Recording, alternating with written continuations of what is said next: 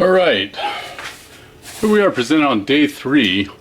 I just threw a handful of nuts and bolts in the solution, and I don't even think, see if the camera can actually get a view of this.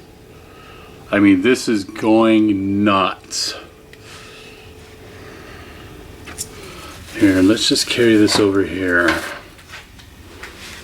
Hopefully you can really get an idea of what's going on. I mean,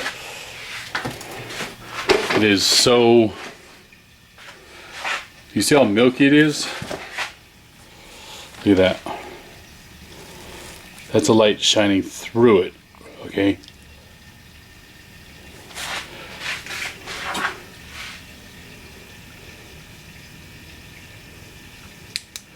It is absolutely going crazy.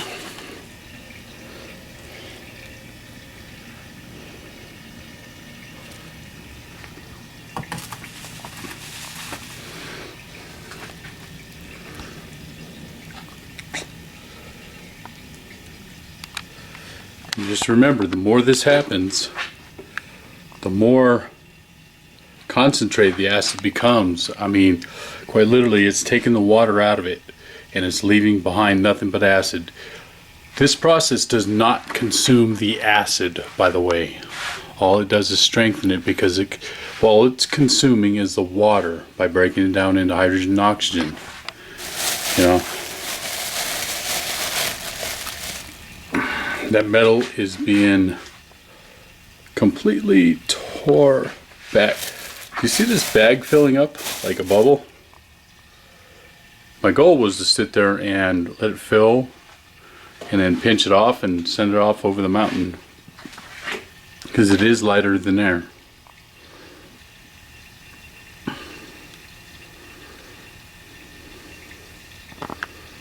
You see that reaction?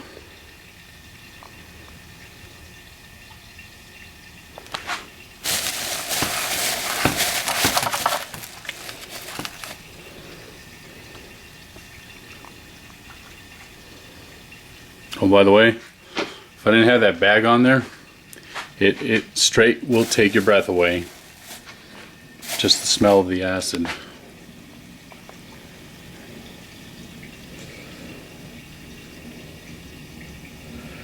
Look at it go to town.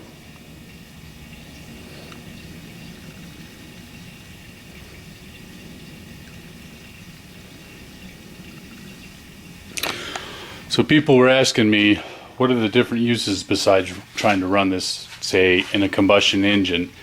Okay, ideally, if you use a high enough, a large enough container that can handle the pressure. I used a very thick aluminum CO2 container for, it was used for taps. And when I mean thick, it was thick. I modified the valve to sit there and handle an acetylene valve. And I quite literally could hook up a torch to it, and that bottle, when capped off with the proper amount of liquids inside it, in a matter of 10 minutes would pressurize to 2500 psi. Okay, and everybody always asks me, you're lucky you didn't blow yourself up. It took me almost 2 years to figure out why I didn't blow myself up. And the true answer is this: hydrogen and oxygen, when compressed together, are safe up to 550 degrees, which is the flash point. Okay, you can pressurize it unlimited. Now keep in mind, this is warm. In fact, I'll go get a thermometer right now and tell you how warm. Okay, so I went and grabbed the handy dandy Ryobi thermometer with a laser pointer, and let's check the item next to it and see what the temperature is. We got 111 degrees. Okay.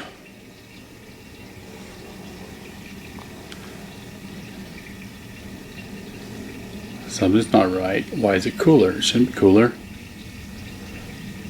It is. Well, pickle me, stupid.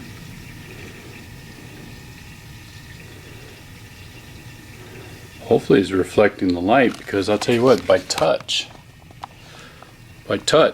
that's warm, and it will continue to get warmer. And oh yeah, I think that's warm due to the refrigerator. All right, let's try this.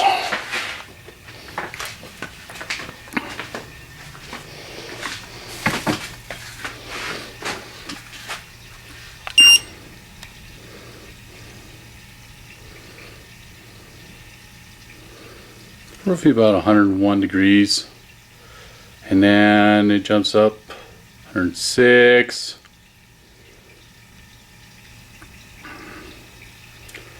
It's about 101. Yeah, sounds about right. It's definitely quite a bit warmer. It won't reach the flash point of 550 degrees. That's another reason you also can't use hydrogen to, like, say, start a cold diesel engine. It's impossible. If a diesel's already warmed up to temperature, then you can use hydrogen in it. But anybody who says that, oh yeah, I run my diesel on hydrogen energy, they are lying out their teeth.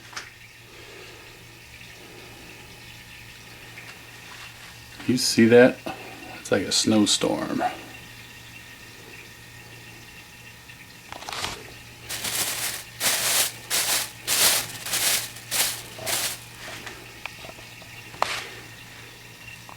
I think by tomorrow I will have at least 15% concentration. And what I love about 15% concentration is this. Say if you pulled all the metals out of it, it'd be a pretty calm solution, nothing going on. And you, say, stuck a chunk of aluminum in there. And like I said, the reaction would be just instantaneous. And it is, like I said, when you're using a concentrated acid, your reaction is, you know, it gives you gratification very fast. So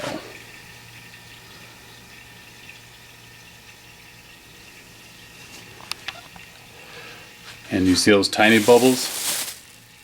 Tomorrow, those tiny bubbles are going to turn into big bubbles, because these aren't even hardly breaking the surface. You know, they're so tiny and so small.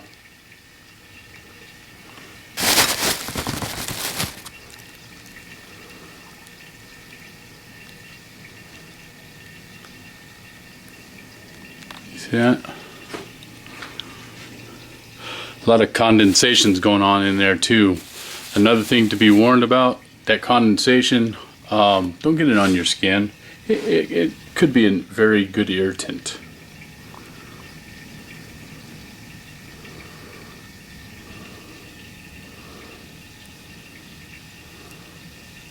That. Alright, see you guys tomorrow. So what do you guys think about my next video, modifying a couple go-karts? Throw some suggestions out there, some ideas. Get kind of bored in life. I can do, I don't know, should I make a hybrid go-kart? You know, a little battery power, a little bit of gas power, just to see what it can do and how far it can go. Let me know.